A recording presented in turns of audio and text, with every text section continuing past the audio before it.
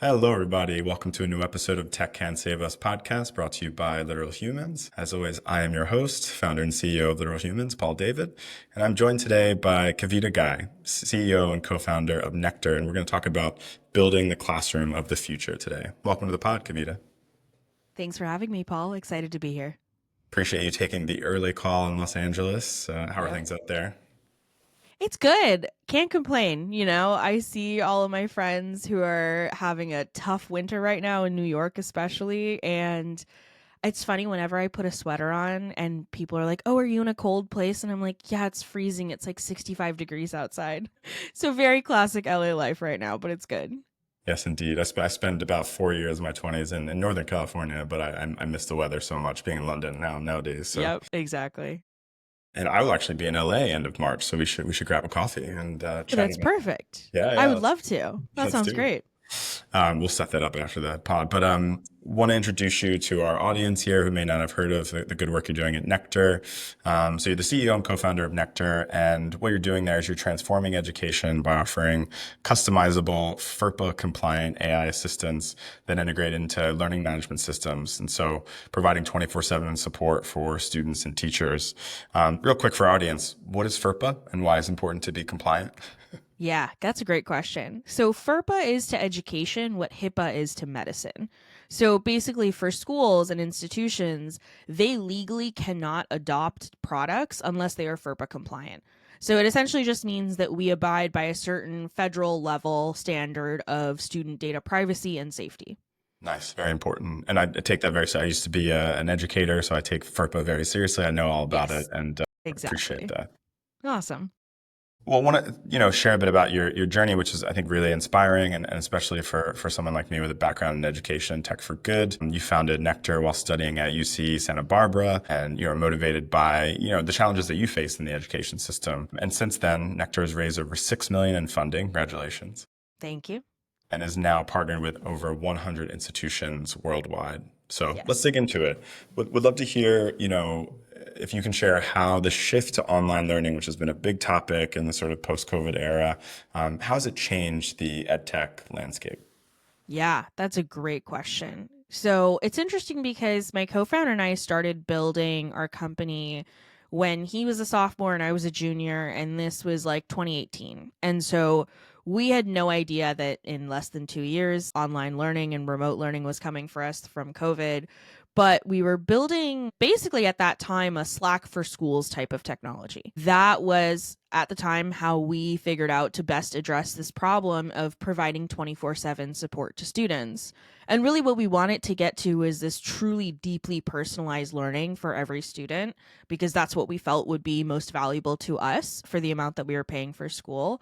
But, pre AI, the best thing that we could think of was if teachers and TAs can't be available 24/7, and we would never expect them to, then the next best thing we can do is give students access to one another in every classroom to ask and answer each other's questions and further deepen their bonds and build this network, but also know that there is always someone there 24/7 to answer your questions about the classes that you're in or what you should be doing next.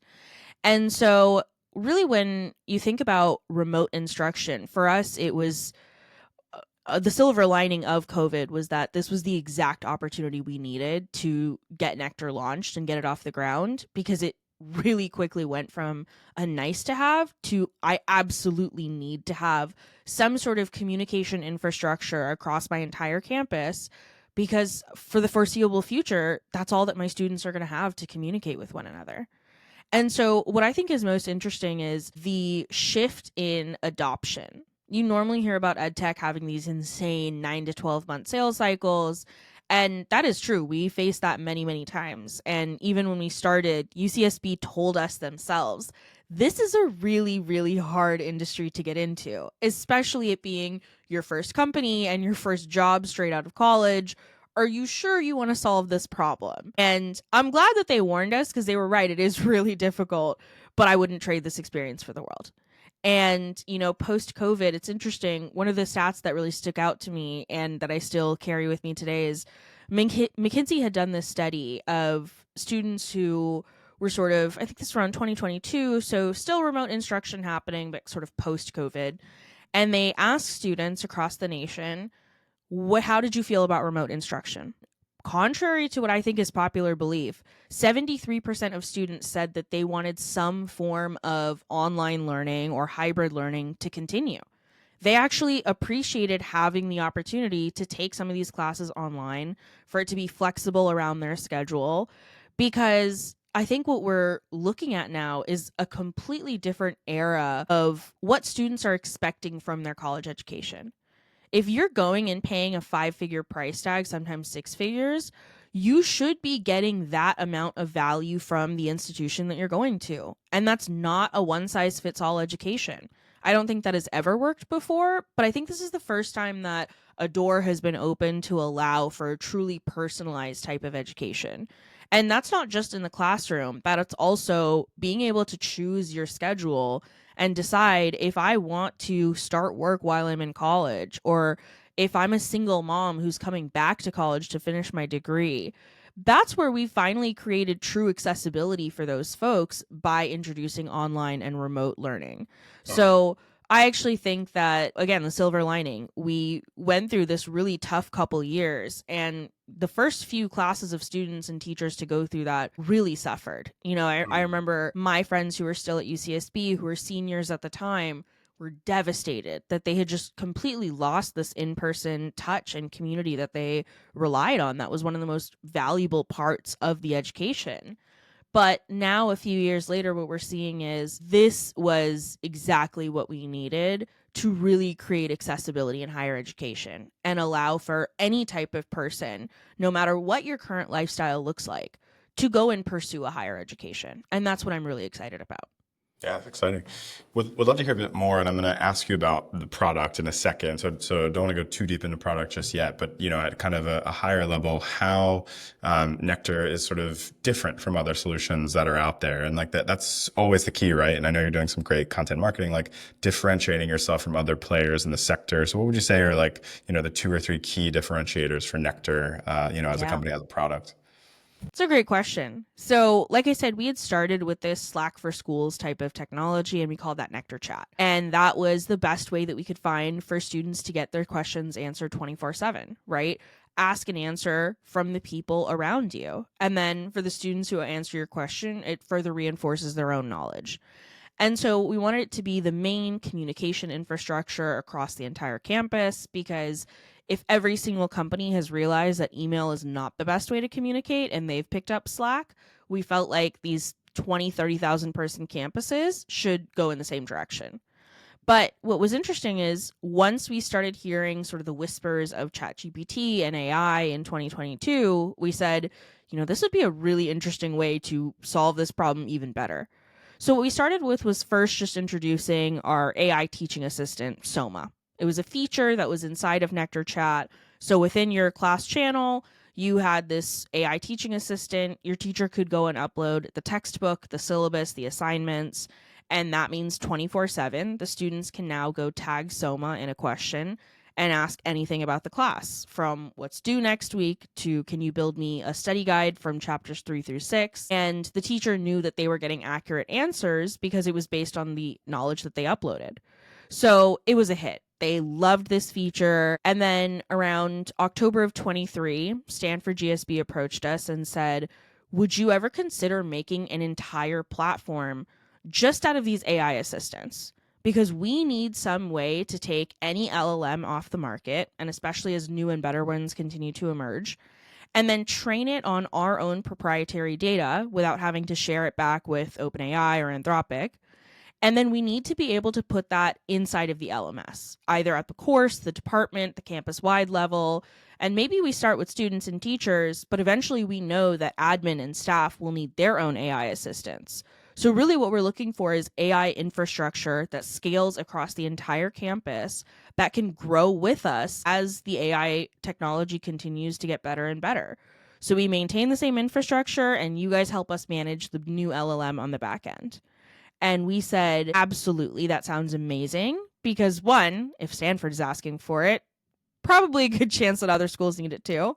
And two, this is a even better way of solving the initial problem that we had of how do we provide 24/7 support to students and make their education truly, truly personalized.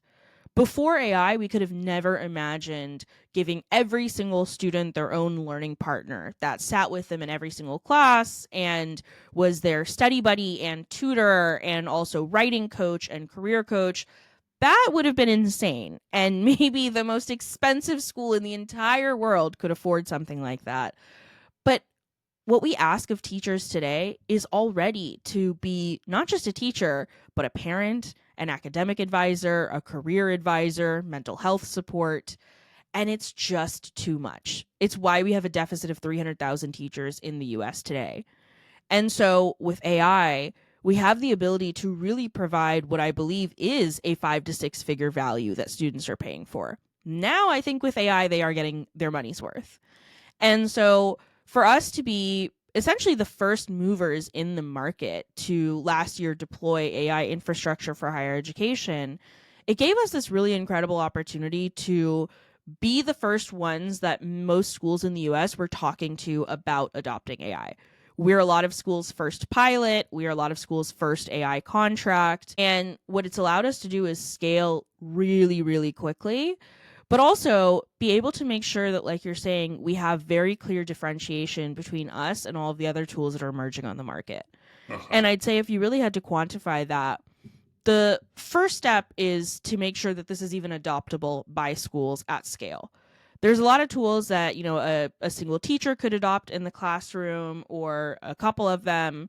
But if you truly want to use AI to make an equitable and accessible campus, not just classroom, then it's the responsibility of these schools to make sure that the AI technology they adopt is put in every classroom as soon as possible, because otherwise you're going to have this extreme disparity of some probably engineering or STEM students who have access to these AI tools in the classroom and are paying the exact same amount as a communication or a humanities major, but they don't get access to that AI. And you now have wildly different values for the same price tag.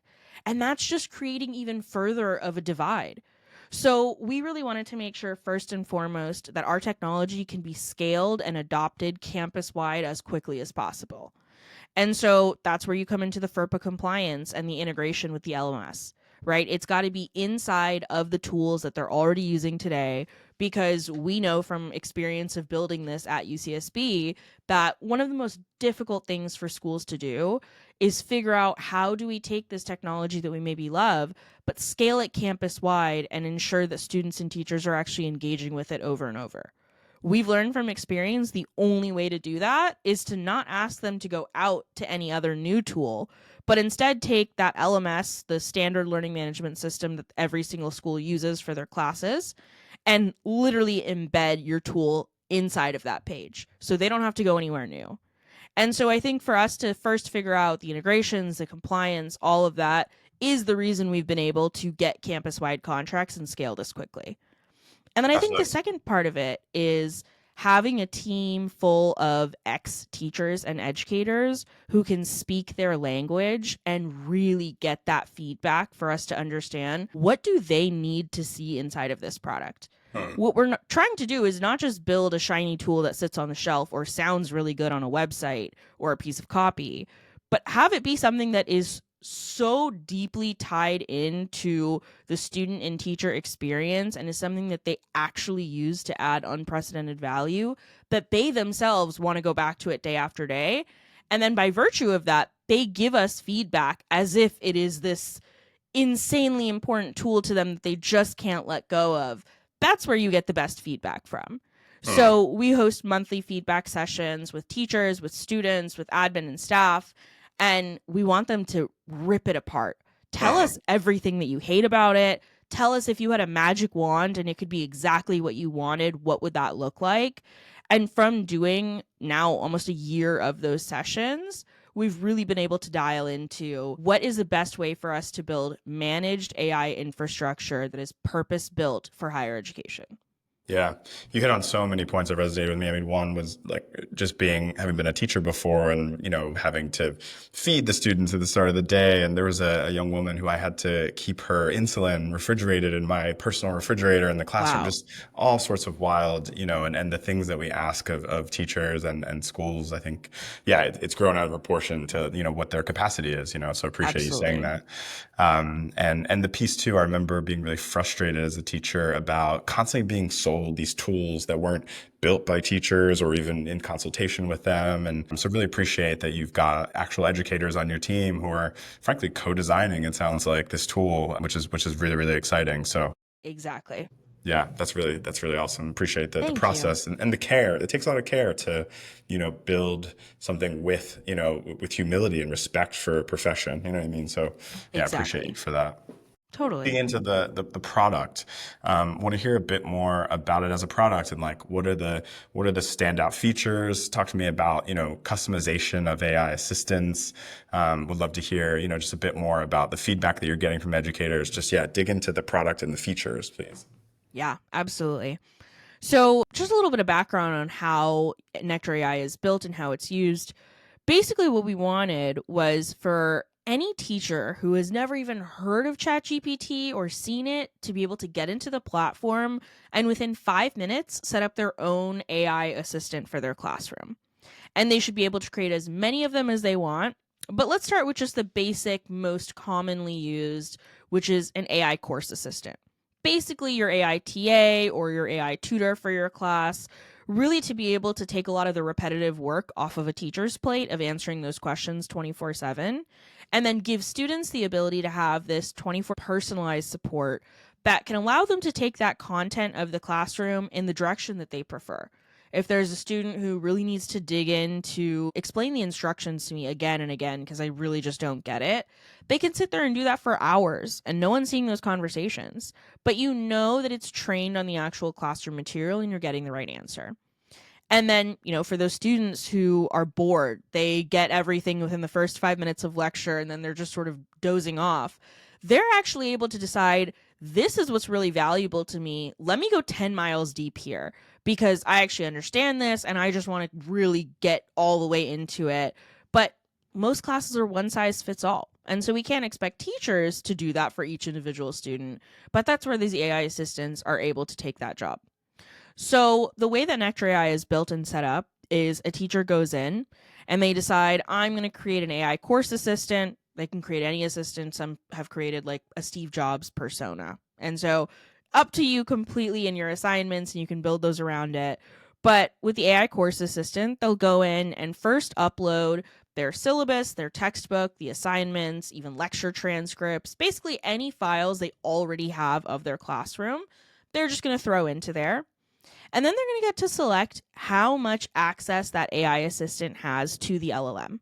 So by default, we'll use GPT-4o, but any school can choose any LLM on the market that they'd like to use. So as new and better ones emerge, keep the same infrastructure, we switch it out on the back end.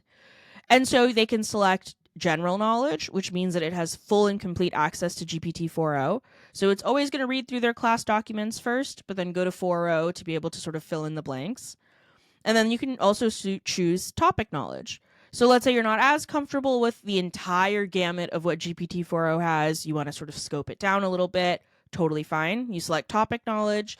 That means that the assistant is going to go and pull just the most relevant information that GPT-4o on your classroom topics. So the assistant intelligently reads it, figures out what your class is about, and just goes and pulls the most relevant sources of data on that stuff. And then there's an even lower tier of document only knowledge. So that is, I want no access to the LLM whatsoever. I want my AI assistant to just be locked down to the documents that I've uploaded. So this is great for teachers who are maybe in, let's say, a pharmacy class, and they want to be able to go and make sure it has all of the correct medicine interaction information and that it's not pulling anything from a source that they haven't vetted themselves. Or if an admin wanted to create a FAFSA advisor that was trained on all of the financial aid documents for their campus that students could use campus wide. So, really adjustable in terms of how much access does it have to the LLM. And then the last thing that you'll do is prompting it. And this is our favorite part because it's essentially we've built this system where teachers can go in plain English say, this is exactly what I want my AI assistant to do, and this is what I don't want it to do. So I want it to use the Socratic method to help my students grasp concepts and figure out due dates and instructions and build study guides for the midterm and the final. But I never want you to be able to answer one of my homework problems. If a student asks you to come write the essay for them, I don't want you to be able to do that. You can even say, here's exactly how I want you to reroute that student's question if they do ask it. But basically, that allows teachers to have full autonomy over the boundaries that the AI has with their student. And that's really solving the core problem that we found when we were doing research on building Nectar AI. We built it for 6 months in private beta with Stanford GSB, Boston University, Questrom School of Business, and Los Angeles Pacific University. So we really just had them pressure test it and break it. And one of the things we found is a lot of teachers have used something like ChatGPT, or at least have tried it, and are immediately turned off by it because they have no control over where that information is coming from. Is that actually the correct source? Is it vetted? And on top of that, they have no control over how their students are interacting with it. With ChatGPT or with Claude, they absolutely can go get the answer and have it written for them, and that's pretty easy to do. But with these Nectar AI assistants, they are told, here's exactly what I don't want you to do, and they'll listen to it. And then you get that feedback on the back end on your analytics dashboard. And I think that's the really key part of this. So you set up those assistants with your knowledge, you decide what you do and you don't want them to do. They sit right inside of your LMS for your students to use easily. And then as your students interact with them, the teacher side, you're going to get an analytics dashboard that is not going to just show you the raw conversation. We want that to stay private to the student. And also, there's no teacher who's going to have the time to sit there and read through every conversation they have. But what we do pull out is sort of a heat map of here's the topics that were most asked by your students this week. And these were the ones where they particularly had trouble. So this might be something that you want to recover in next week's lecture because clearly the students this week just did not get it. And that, I think, is how we finally start to take constant student feedback and allow teachers to be able to iterate as the class is going on. We're not having them wait until the end of term surveys. They're actually seeing exactly how students are feeling and interacting with their lectures and coursework in real time without even having to ask the student, how did you feel about lecture today, or how was class? You can parse it immediately from the kinds of questions that they're asking to their AI assistants. So really being able to satisfy a lot of these very deep needs that we've had for decades with just these basic AI assistants that I cannot wait to continue to grow and grow over time. That's fantastic. I appreciate you walking me through all of that. That's really, really interesting. Want to turn to your your growth strategy. I know you've got a background in content marketing. That makes two of us. And I can't help but ask, about your key strategies for expanding Nectar's reach. I know that we can dig into this. So yeah, we'd just love to understand, how do you plan to leverage, existing and upcoming tech to connect with even more students and schools, across the country? Yeah, that's a great question. So I have this philosophy called zones of genius. And basically what it is I tell my team, figure out whatever it is that if anyone else did that thing, it would piss you off. That's your zone of genius. Basically, it's the thing that if anyone else tried to do it, you would immediately know you're not doing it correctly. There's this little thing that I wish you would do here, or I could do it a little bit better. If that's how you feel about things, then you should be the one doing that. That's your zone of genius. Stick to that. And if all of us stay within our zone of genius, there's not a day that will actually feel like real work because you'll be doing stuff that you're the best at and that you actually enjoy doing because you're the best at. So for me personally, that is content marketing. All things to do with sort of telling the story exactly like I am right now. And I think particularly just being a really good storyteller, that's my zone of genius. And so it was the part of growing the company that I just authentically really loved the most. I had no idea when we started 7 years ago that this would be the reason that we have a 90% inbound rate on our sales pipeline. It is pretty incredible to see that we've been able to grow this insane moat around our company just by doing really good and authentic content marketing. And I think this is speaking to kind of what the future moat of companies has to be. It's really got to be the brand around the company because that's what people are buying. If there's a million different tools out there that all kind of do similar things, how do you differentiate yourself? And then how do you make sure that you maintain the leadership position in that state, in that market? I think the only way to do that is to have this extreme loyalty and this community around the brand that you've built. Yeah. And the best way that I've found to do that is to really authentically share the voice of the brand as far and wide as possible. Mhm. So I think where that starts is figuring out where do the majority of my purchasing deciders and my community, where do they live? And for us, that's LinkedIn. We sell directly to the vice provost, the CIO, the deans, the instructional designers, and they, out of any other platform, they live on LinkedIn. And so that's where I started. And I would just basically go talk about why I built Nectar in the first place. That's how it started. It was blog posts, it was videos that we would create, eventually started getting invited onto podcasts like this. And it became this really organic way for me to tell this story of I was that student who sat in the back of your class that was struggling. I have my own learning disabilities. That is the reason that I'm building this today, that I believe we need a classroom of the future that is truly accessible and equitable. And that very, very deeply resonated, especially with the teachers who are using this product. You've seen this probably before where you often have this issue where if admin adopt technology and it comes top down, teachers will push back on it a little bit because I didn't tell you I needed that tool. You're kind of just adding more work to my plate that I didn't ask for. And I totally get that. But the way that we've been able to circumvent that issue is by getting teachers bought into it through being able to tell our story. Now they're the ones going and telling their admin, I need this tool. This is something that all of us should have because they fully understand when I sit here and say, I am that student that is disengaged, that you can't figure out how to pull back into your classroom. That was me. That's why I'm building this technology to save those students and all the rest of them, but the ones that really need it most. And so there's, I think, this deep trust that you have the ability to build through content marketing. And you guys talk about it with Literal Humans that every piece of content marketing should be an opportunity for deeper human interaction. And that is exactly what we've been able to do with the content marketing strategy we've had on our socials is every post that we make, is it an opportunity for us to have a really great conversation, even if it's with one person?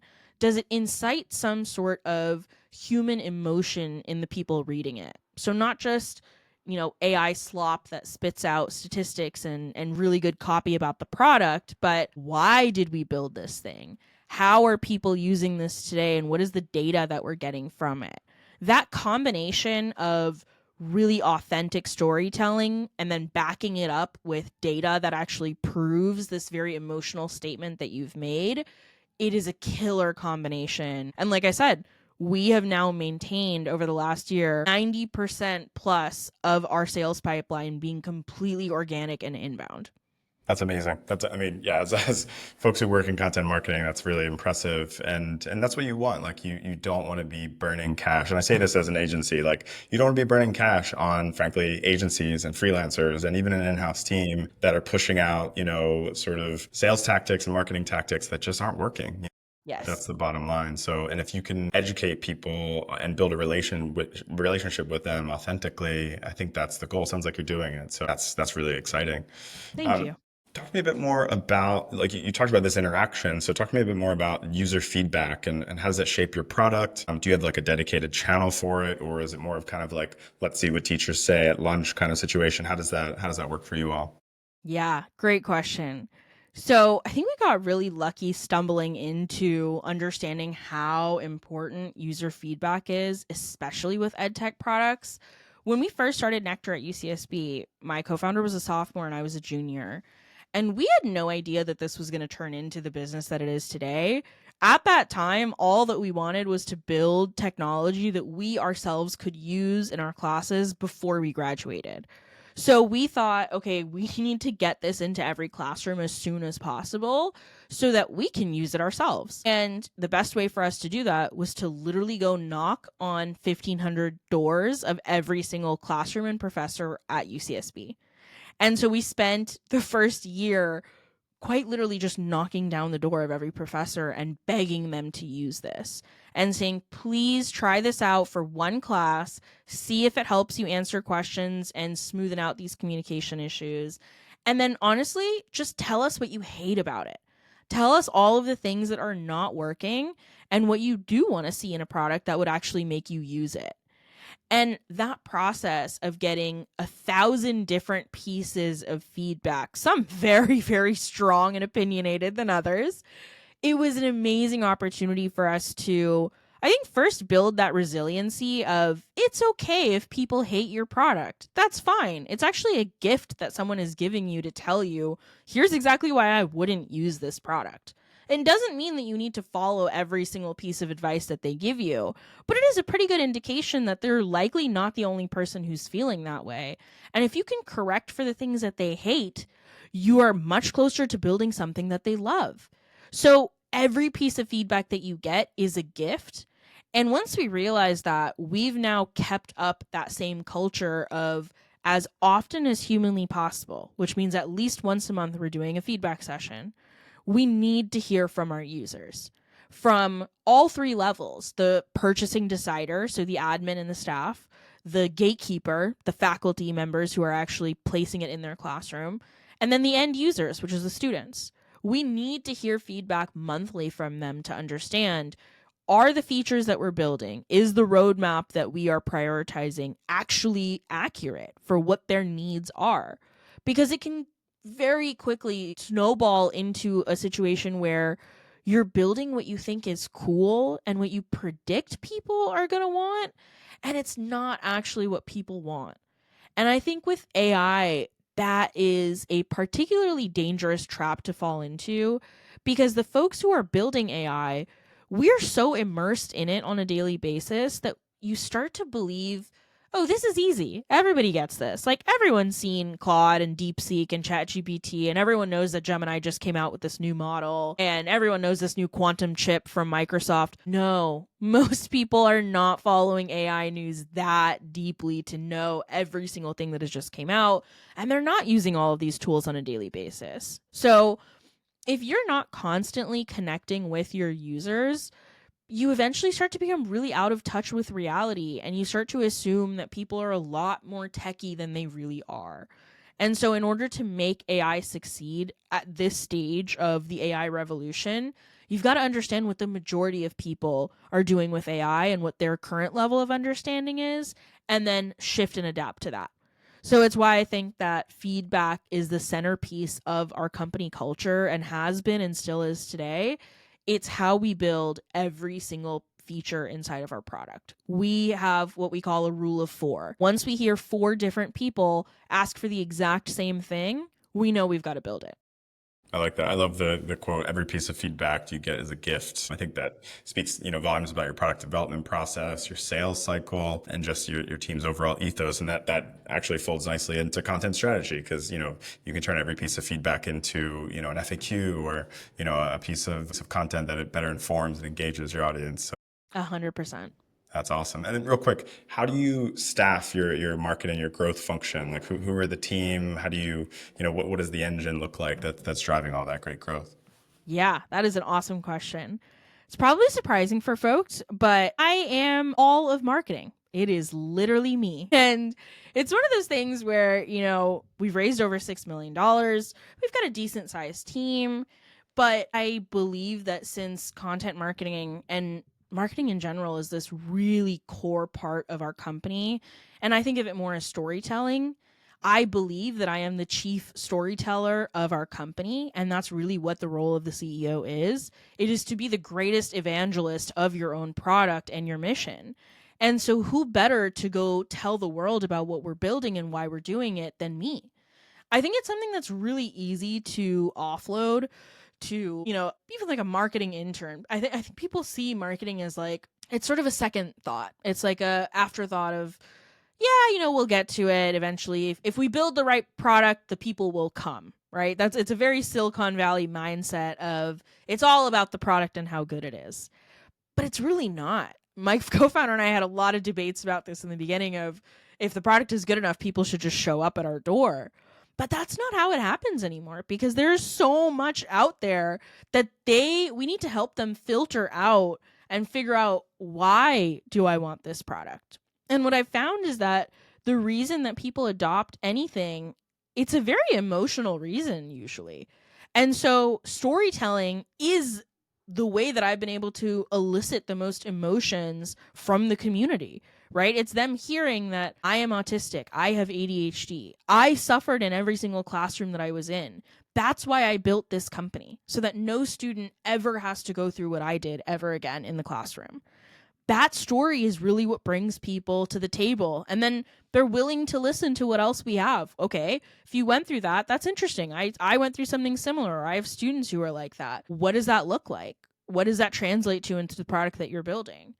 So I think it's really important for me to maintain the brand voice. And what's really cool is now with I can essentially take all of the posts and all of the blogs that I've ever written, feed it into ChatGPT, for example, and say, I want you to help me build content based on my specific tone and voice.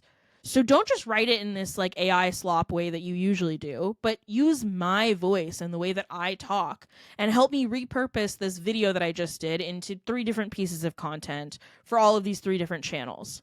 So me plus AI has essentially allowed us to have an entire marketing team for what is a pretty decent sized and decently funded startup. Now, I know for a fact it's not going to work for very much longer, and we're going to need to bring on a team to do that. But I think that that is the best way for companies to start.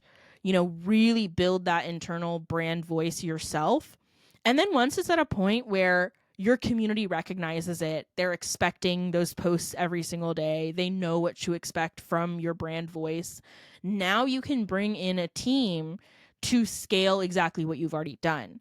And then it's really easy to hand it off and say, keep running with what I've already got. Yeah, I think I love the like integrity and the, sort of respect for the marketing profession in what you're saying there. And we were speaking with another founder the other day, and she was talking about, vetting every single social post that goes out, and, the importance of that, and the critical nature of like brand integrity and brand voice. And Absolutely. yeah, such a hallowed, for those of us in the space. Exactly. Would love to hear a bit more just about your journey. You founded Nectar as a student at UC Santa Barbara, and that's itself an impressive feat. You've raised $6 million. Would love to hear about specific experiences during your time there or after that help you create a platform aimed at improving tech and education, improving the experience of students who were being underserved by the predominant system. Were there any pivotal moments that kind of ignited your passion that you can share with our audience? Yeah, absolutely. I mean, I think it started far before UCSB because, like I said, I have autism and I have ADHD. And so, no classroom that I've ever been in my entire life has felt comfortable for me or my brain to be in. And then I got to college and I started paying $40,000 to be really, really uncomfortable. And that's when it finally became enough of a pain point for me that I said, either I'm going to drop out or I'm going to do something about it. And I'm so glad that I decided to stick it out and do this because, like I said, I never want any student, whether they're neurotypical or neurodivergent, doesn't matter. All of our brains are completely different. And I never want another student to feel the way that I did in the classroom. For years, I thought that I was dumb because that's what my GPA said, that's what my grades said. And I thought that that was a good indication of our intelligence. And there's this one moment that I think back to. It was the very first time that I ever failed a test. And it was in 3rd grade. It was a multiplication exam. I still remember it vividly. And Mrs. McGraw, our teacher, she was coming back and, putting our tests back on our desk. And she put mine face down. And you're a teacher, you know what that means. And so everyone else noticed it too, of why is her paper face down? And at the top of the page in red pen, she had written, come see me after class. And I just remember this sinking feeling. My heart dropped into my feet and I thought my life was over. It was the most anxiety I'd ever felt by that point in my life. And I'm like 7 or 8. And I also went to school in the Silicon Valley, super competitive. Everyone is thinking about Stanford from kindergarten, right? And I mean, just to give you an idea, I went to all public school, but my public high school is literally a feeder school to UC Berkeley. Like we had 27 valedictorians or something like that. So it's like deeply, deeply competitive. And I remember all of the kids in my class were like, ooh, your parents are going to kill you. And I walked home with my tail between my legs, so scared that my dad was going to yell at me and he was going to say I was stupid. So I walk into the door and I have this piece of paper folded up in my hands and there's just tears streaming down my face. But I'm staring at the floor and I'm silent. Like, I can't even talk. And my dad sees me and he's like, "Oh my God, what's wrong? Did someone bully you? What happened at school?" And I just hand him this paper. And I said it under my breath. I didn't even realize he heard me, but I was like, "I'm dumb." And it was just this thought that I was saying to myself. I really believed it at that point. And he looked at this paper and sees the grade and the come talk to me after class. And he looks back at me crying and he rips it up in front of me. And he walks me to the trash and we throw it away. And he turns back to me and he says, "I never want you to base your intelligence off of a number that you see on a piece of paper." He said, "I don't care if it's a test or if it's a report card. There is no way that a grade is going to tell you how intelligent and capable you are. That is always going to come from inside. You have got to believe that you truly are capable and intelligent, and then you will be. And that's all that you need to prove that to yourself." And he also said, "I will never check your GPA ever again." And it was, first of all, insane at third grade to say that, but he never did. He never checked another report card. He never checked another grade. And he said, "I'm doing this because I trust you. I trust that you are incredibly intelligent and that you will get to yourself to the school that you want to eventually, to the job that you want to eventually. I know that you are more than capable of doing that. And I'm going to prove it to you by allowing you to do that on your own." And it worked better than probably he could have even anticipated. And that moment, when I look back at it, that is where this company started. Because it was the first time that I was given permission to see the classroom differently. I was given validation that yes, our education system is broken and it's not measuring our intelligence effectively. We are not doing assessment correctly. And then it allowed me to begin to imagine, what would the perfect classroom look like for me? If we really could truly measure intelligence and help students gain the knowledge that they specifically need to be successful in the ways that they want to be, what would that look like? So when people ask me, where did Nectar start? It started in third grade. Yeah, that's a powerful story. I appreciate you sharing it. And yeah, I could definitely relate. There's so many moments. And I feel like, I've hopefully played that part with some students I've worked with. And I can remember specific, teachers and in many cases my parents obviously pulling me aside and having very similar conversations. One in particular, Mrs. Monteith pulled me aside in ninth grade and said, "Are you interested in, student government?" And I'd never thought about it before. And then, fast forward a couple years later and I was president of the school and, had done all this cool stuff. But like, just people who see something in you and they don't just like push you forward into a system that, usually isn't built for you. They help you, navigate it and sort of weave around, the different walls that'll come up and build bridges across, moats and things like that. So yeah, Exactly. yeah, that's I great. love that. Also wanted to shout out to, I see you've got DECA in your experience. I was also a chapter president in my high school. So yeah, Oh my God. totally, totally. That is awesome. Honestly, I attribute the reason that I'm able to speak this way today to DECA, one Really? of the greatest experiences of my life. Oh, I love that. And I love hearing that from other folks who see it on my LinkedIn or my resume and they're like, I did DECA too. I was there at those conferences with you. That's awesome. I think at the time, like we actually did nationals one year in Anaheim. I remember that. That was a huge trip for us coming. I'm from Philadelphia, so it was quite a way Oh, for us. wow. That's awesome. But I remember I was in the apparel and accessories category, and like a lot of like people give me a hard time. I'm like a man in the apparel and accessories category, Yeah. but I'm like, guys, it's where all the girls are. Like at some point I was like the number 16 apparel and accessories marketing student like in the nation. Like I just Oh, tested really well. wow. Yeah, yeah, Oh yeah. my So God. that's my 15 minutes of fame is number 16 apparel and accessories marketing student in the US. But Wow. yeah, yeah, yeah. That is awesome. That is It so was cool. awesome. It was an awesome experience though. And I think at the time I was like, I'm never going to use marketing or business. Like I went into education and I went Hmm. into, more like policy type areas. And here I am running a marketing agency. So I guess it had some impact on, Exactly. It did something. I yeah. totally agree. Same thing for me. Thought that it would never turn into anything. And here I am using those skills on a daily basis. It's Here awesome. you are. Here you are. Cool. Yep. Well, let's round out with our quick fire round. These are just like quick punchy questions and quick punchy answers to just get to know you a little bit more on a somewhat personal level, just Sounds to kind of good. round out our discussion. So first one, and we kind of talked about this in the pre-show. If you could found another tech startup, what would it be and why? Yeah.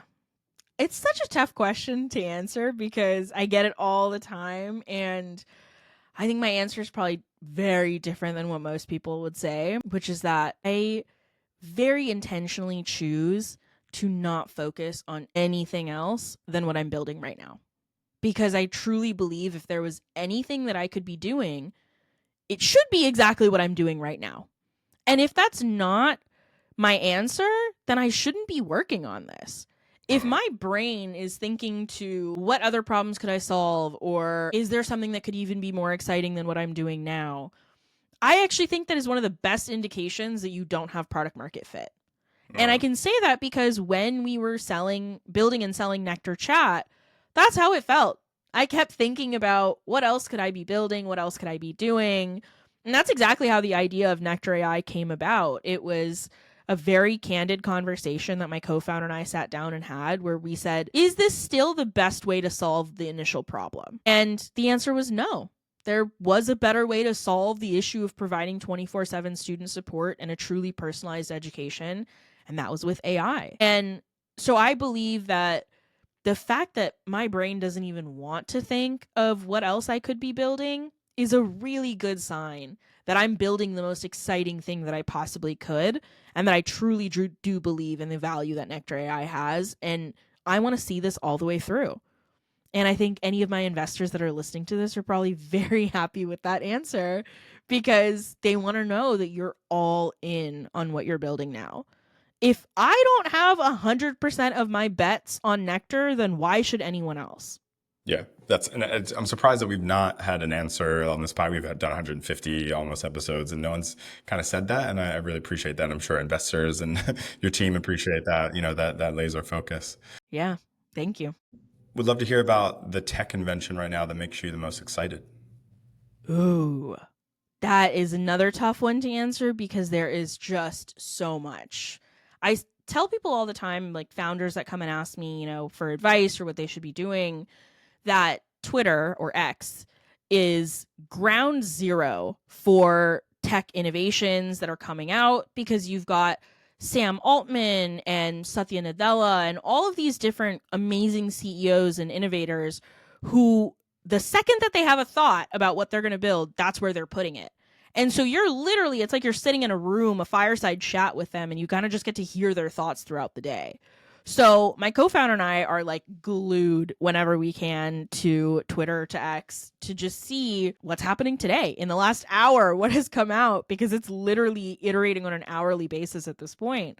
And so there's so much that we should all be excited about today. But I think what's top of mind for me is I watched this really amazing podcast that came out last week with Dwarkesh and Satya Nadella, who is the CEO at Microsoft. And it was after they had just released their Majorana quantum chip and basically came up with a new state of matter, which is incredible. And was listening to him talk about what his definition of AGI is. And I think this is something that's been really interesting to me because I feel like over the last few years, we keep moving the goalposts on what is artificial general intelligence. I think we have it right now. I have, ChatGPT Pro with deep research, and it is incredible. And I really think that thing is a lot more sentient than we realize. Mm. So, what does AGI actually mean? And, what is this insane future that we are anticipating within the next couple years? But what he said to me that was, I think, the most fascinating was that we have these very arbitrary benchmarks of AI intelligence right now. Like, we're like, oh, it can solve this test. It can, it's PhD level. It can do all these things that humans can't, or it solves these really hard problems. But the only real way to measure whether something is AGI or whether it's even, this insane technology that can revolutionize the world is to actually see it measurably improve the entire world. And what that's ideally going to look like is something like 10% growth in global GDP. What he had said in that moment really shocked me, which is that over the last decade, if you look at the growth of global GDP, it's grown about 2%. And when you account for inflation, it's grown 0%. How is it possible that we have had so much technological revolution over the last decade alone, and we have not grown the global economy at all?